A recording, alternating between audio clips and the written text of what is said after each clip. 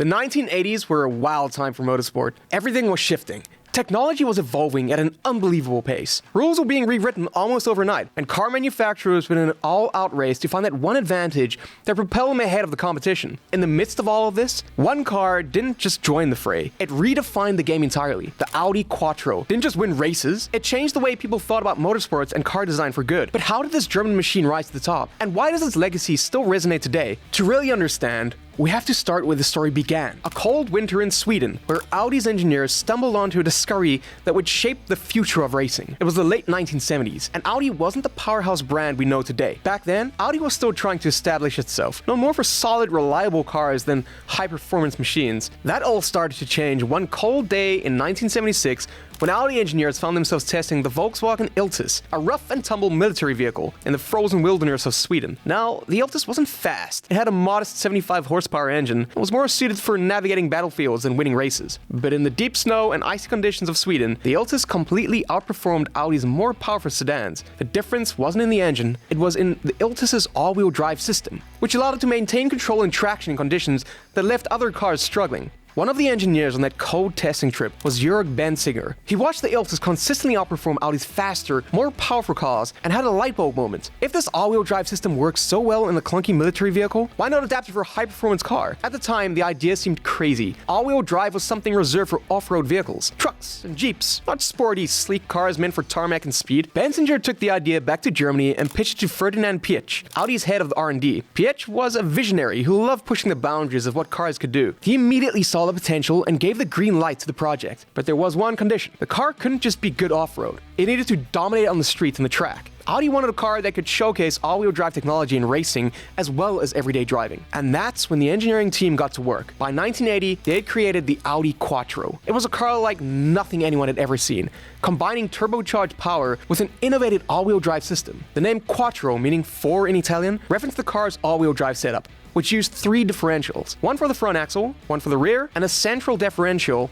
that allowed for perfect torque distribution between them. This meant the Quattro had constant traction on all four wheels, no matter the road surface. Under the hood, the Quattro sported a 2.1-liter inline-5 engine, turbocharged to deliver 200 horsepower and 200 foot-pounds of torque. It could rocket from 0 to 60 miles per hour in 7.1 seconds, which was fast enough to keep pace with sports cars in the day. But the real advantage came in its handling. The Quattro weighed around 1,300 kilograms, making it light enough to zip through corners while maintaining superior control in almost any driving condition. The Quattro made its debut at the 1980 Geneva Motor Show, and it created a stir. But nobody could have predicted just how revolutionary it would become once it hit the rally stages. When the Audi Quattro entered the World Rally Championship in 1981, it didn't just compete, it rewrote the rulebook. At the time, rally racing was dominated by rear-wheel drive cars, which were great on smooth tarmac, but struggled on loose surfaces like gravel, dirt, and snow. Rally stages take place in all kinds of terrain, so having a car that could handle anything was a game changer. The Quattro's all-wheel drive system allowed it to do just that. The car maintained traction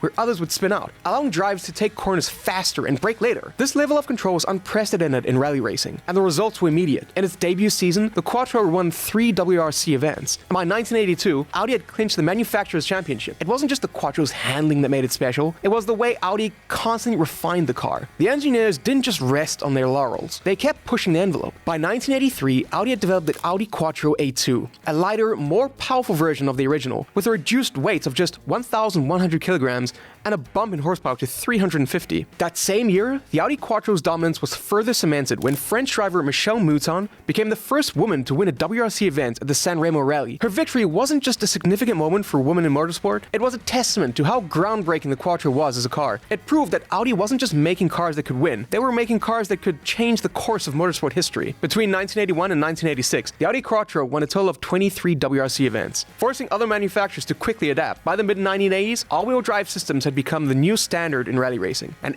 every major competitor was scrambling to develop their own version of Audi's innovative technology. The introduction of the Group B regulations in 1982 allowed for even more powerful and technologically advanced cars, and Audi took full advantage. The peak of the Quattro's evolution came during the infamous Group B era, a time in rally racing where the only real rule seemed to be make the fastest, most extreme car you can. This era produced some of the most powerful and dangerous cars in rally history. Now, the Audi Quattro S1 E2 was at the forefront. Introduced in 1985, the Audi Quattro S1 E2 was a beast of a machine. Its 2.1-liter turbocharged engine had been tuned to produce a jaw-dropping 591 horsepower. To put that in perspective, this was nearly double the power of the original Quattro, and it was being unleashed on gravel and snow-covered roads, often at terrifying speeds. The S1E2 could rocket from 0 to 60 miles per hour in just 3.1 seconds, and it was capable of reaching top speeds of 155 miles per hour, even on some of the roughest rally stages in the world. The car's aerodynamics were also radically improved, with a massive rear wing and front spoilers added to generate downforce, keeping the car glued to the road at high speeds. The S1E2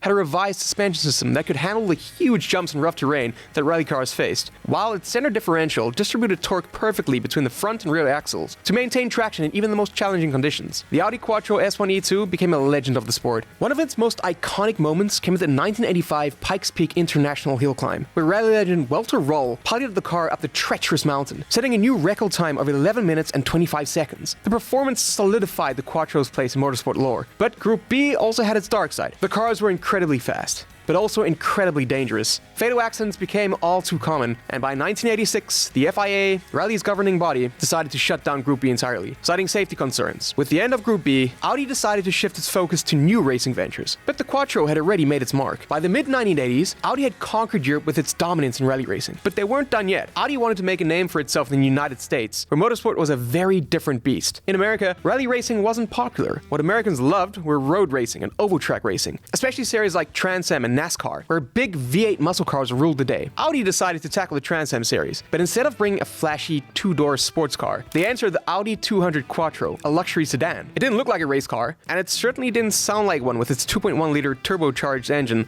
up against the thundering V8s of Ford Mustangs and Chevrolet Camaros. But what it lacked in muscle, it made up for in technology. The Audi 200 Quattro was packing around 500 horsepower, and thanks to its all-wheel drive system, it could corner faster and accelerate out of bends better than any of its rear-wheel drive competitors. Weighing just 1,100 kilograms, the Audi 200 Quattro was a lightweight, high-tech machine that defied expectations. In the 1988 Trans Am season, the Audi Quattro won 8 out of 13 races. Hurley Haywood, one of Audi's top drivers, won the Drivers' Championship, and Audi took home the manufacturer's title. But not everyone was happy about it. The other teams argued that the Quattro's all-wheel drive system gave the Audi an unfair advantage, and in response, the series banned all-wheel drive cars from competing the following year. Despite the rule change, Audi had already proved their point. They had entered an American racing series known for brute force, and they had outsmarted the competition with technology. Even though Audi's time in American motorsports was brief, the impact of the Audi Quattro would be felt for decades. Audi showed that all-wheel drive wasn't just for off-roaders and trucks. It could make a high-performance car faster, more stable, and safer. The Quattro technology became the cornerstone of Audi's brand. And today, nearly every Audi model features some form of Quattro system. The original Audi Quattro went on to sell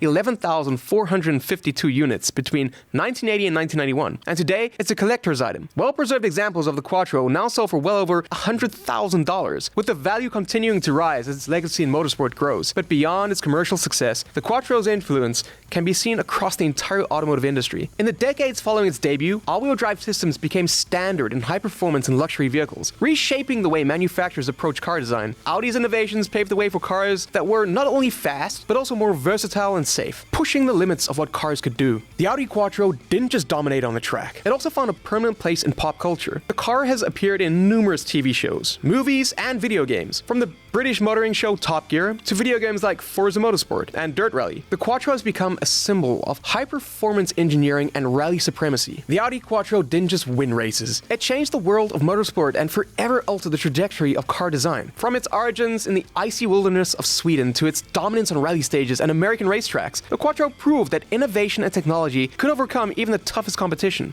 It forced the racing world to rethink what was possible, and its influence can still be seen in the automotive industry today. Whenever you see an Audi with the Quattro badge, remember that you're looking at more than just a car. You're looking at a piece of history, one that reshaped motorsport, redefined the capabilities of all-wheel drive systems, and changed the way we drive.